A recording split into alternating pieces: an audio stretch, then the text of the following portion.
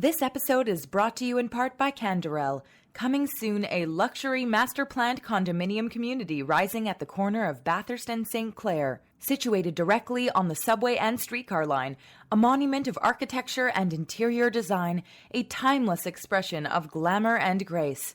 Forêt Forest Hill.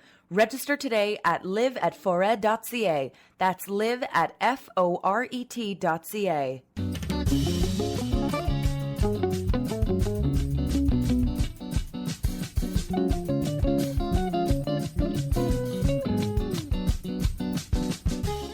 So many stories, articles about my father's passing and his legacy that you've seen.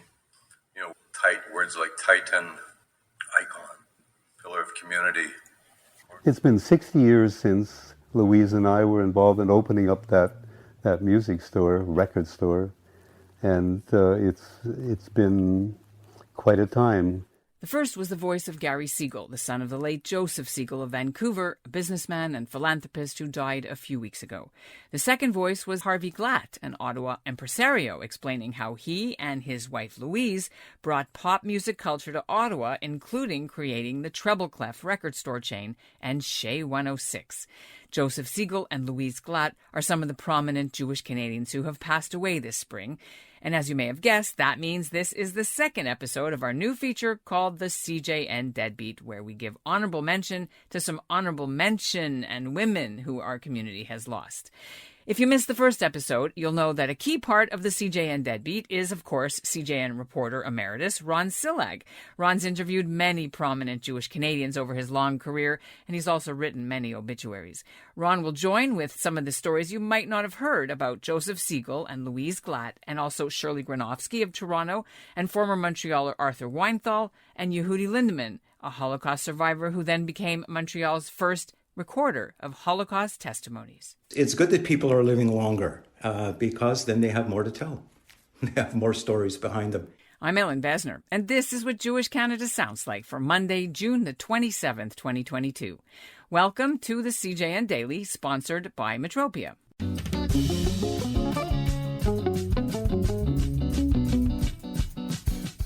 And joining me now for our second installment of the CJN Dead Beat is Ron Csillag. Welcome back from holidays. Thank you. And before we get into the people who we lost in the last few weeks since our last episode, we need to address an issue that came up when we launched, which was the name and the title of our podcast. We called it the CJN Dead Beat. And I don't know about you, but we heard a few people who thought that it was very eyebrow-raising, not nice to call people who died deadbeats. Can we just tell our audience why we chose this name, and it was totally not to offend anyone? No, it was not meant to be disrespectful to the people we're talking about, to dead people.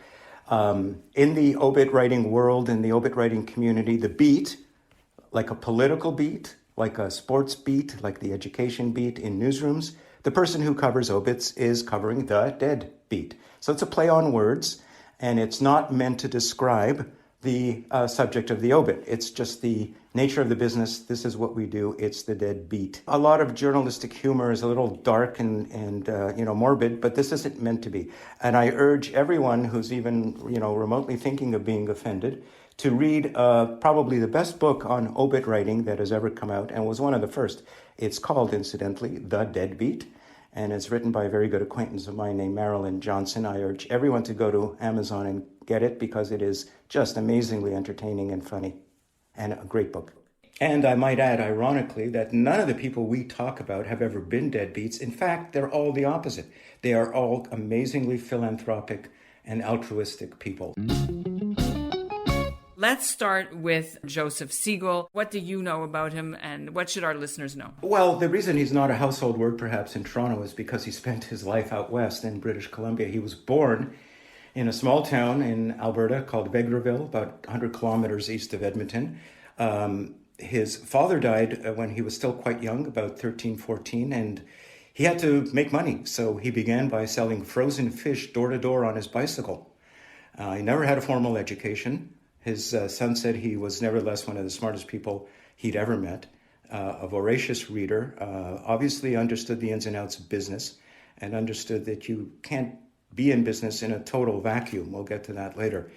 You mentioned his war record, I don't know much about it. You know more than I do. But after the war, he established, this isn't the first time I've heard service people doing this. He established an army surplus store, which sold, I guess clothes and uniforms that nobody else wanted, maybe hardware. Also drums of oil and things and paint that nobody wanted. Right, that the army didn't reclaim. Obviously, they took back all their weapons, but not everything. He made a very good living doing that, and that evolved into the Fields department store chain, over 100 locations across Western Canada. And so he obviously learned very, very quickly. Fields then later acquired a majority stake in Zellers. Zellers was sold to HBC, and he became one of Hudson Bay Company's major shareholders. He also got into real estate as a developer with Kingswood Capital Corp. He acquired something called Block Brothers Realty, which is a big real estate firm out west. So he did very well in a very short time, and never forgot how that happened. He gave back in a very handsome way. He established the Segal Graduate School of Business at Simon Fraser University, donated, get this, $12 million towards the construction of an addictions and mental health center at the Vancouver General Hospital, named after him and his wife, Rosalie. That was in 2017. He believed, as do many people who make this kind of money and believe in sharing it, that it's only worth something if you do something with it. Otherwise, it just sits around and makes more money. You spend some on yourself, but you mainly spread it around. As his son put it, if you put it under your mattress just gets lumpy. He believed that. And so a self-made billionaire, there aren't many of them, but they're remarkable people. His death came quite as a surprise, especially to people who he would have lunch with. I don't know if you know the story. He had this regular table at a restaurant, and there was a book that was made out of the conversations that he had with one of his sort of lunch guests, but this was his hangout where he dispensed wisdom. It's almost like Tuesdays with Maury. Yeah, this man was larger than life, and his family and grandchildren and children as well are all sort of doing the second and third generation philanthropy runway that he started. He taught them well. Yeah, married 74 years, 11 grandchildren, and we just don't know how many great-grandchildren, but there's a legacy for you. Yeah. I was recently at a funeral in Toronto of Shirley Granovsky, and the last name Granovsky is well known in philanthropy in this part of Canada. You didn't know her well. Yeah, I didn't know her well because not many people did. Shirley Granovsky was 98 when she died, which means she was part of that generation of women or wives of successful men who were content to kind of stay in the background. And she deferred to her husband on a great many things. And her family openly acknowledges this, and that she didn't become active philanthropically until Phil Granovsky passed away. And it was only on the encouragement of her children who said, it's okay for you to do it. It's okay for women to give away money. And Lord knows she did. She went on a tear. She donated to UJA, United Way, Via Hafta, Associated. Associated is an interesting donation there because the family was rather poor when she married Phil, and they needed financial assistance for the kids to go to Associated. So here she was giving them a lot of money, Toronto Jewish Film Festival, among many others. Her family acknowledges that she generally deferred to her husband on financial matters, including philanthropic ones. Here's a quote from her daughter. "My husband and I would talk to her, and it took years for us to convince her, it's okay, Mom, you can do it." When she started her philanthropic work, it was like a drug. She was the first person to make a $1 million donation to Jewish Family and Child Service.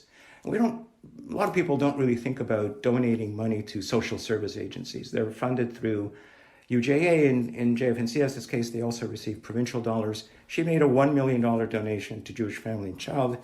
As a result, they used that donation to set up a program called Striving to End Poverty. And this helped women and newcomers break the cycle of poverty, paying for them to go back to school, paying for them to buy a computer, things like this. One thing that was so interesting at the funeral was that her granddaughter, Anais Granovsky, who's an actor in Toronto, known for being on Degrassi, wrote her memoirs came out.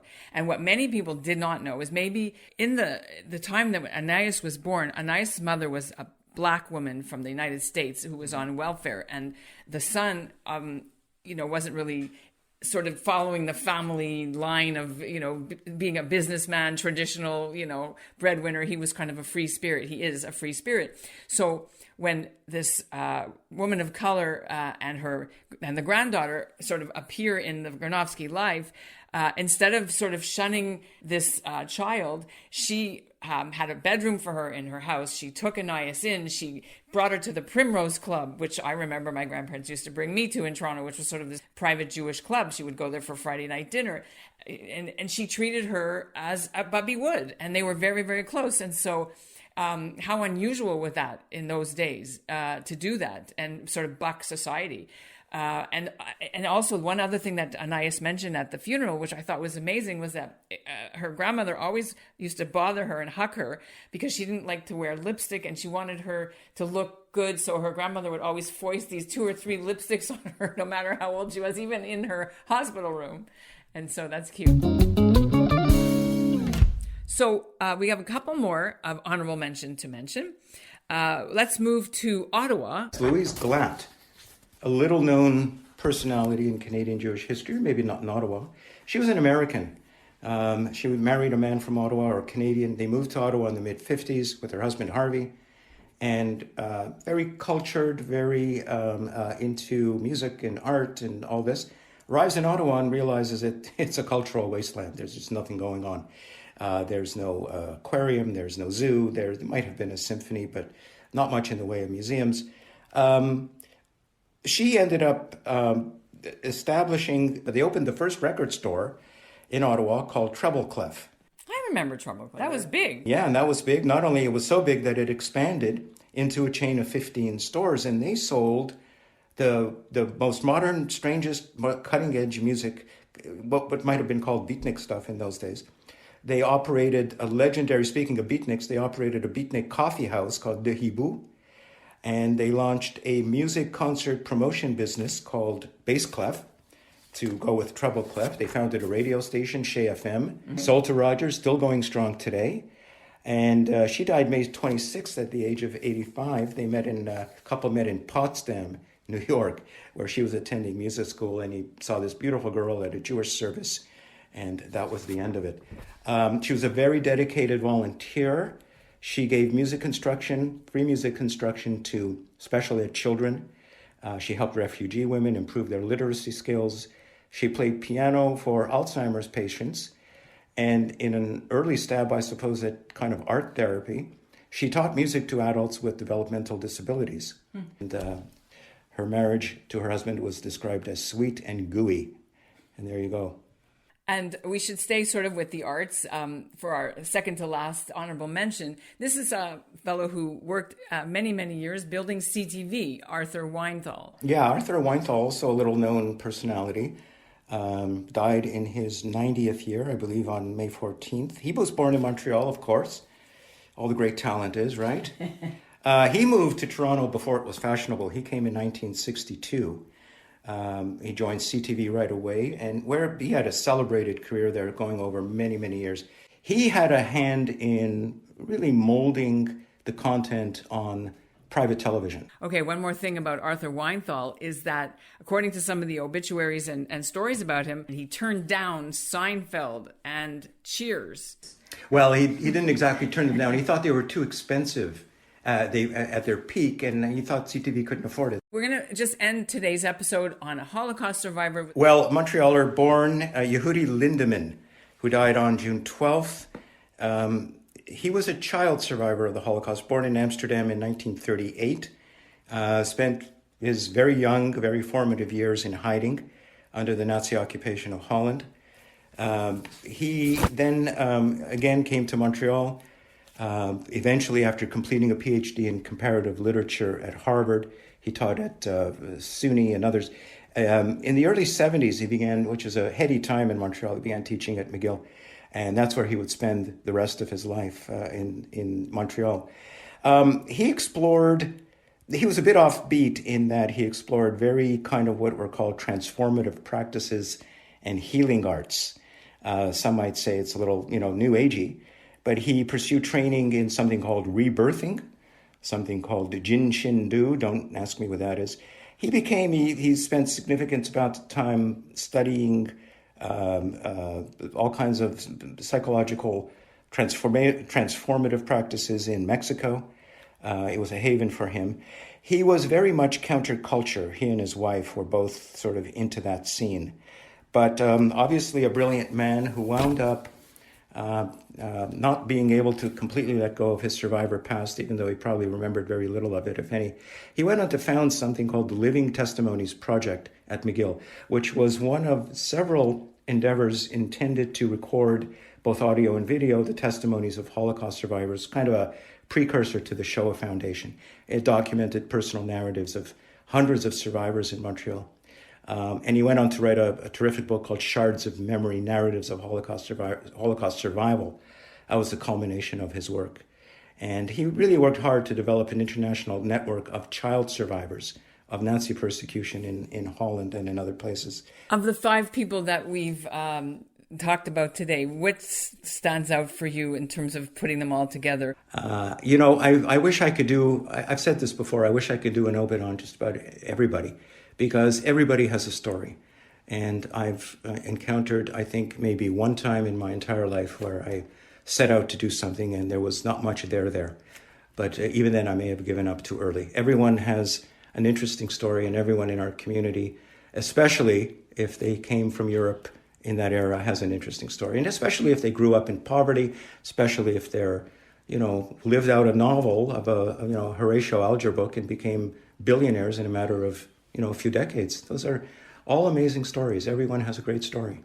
And if you, in our listening audience, would like us to profile someone that you think needs an honorable mention or deserves an honorable mention, don't forget to get in touch with us through our Facebook or our Instagram or Twitter, or email me the old-fashioned way at ebessner@thecjn.ca. So Ron, thanks again for a great Dead Beat. And so far we're keeping the name, guys, now that you understand why. Always a pleasure.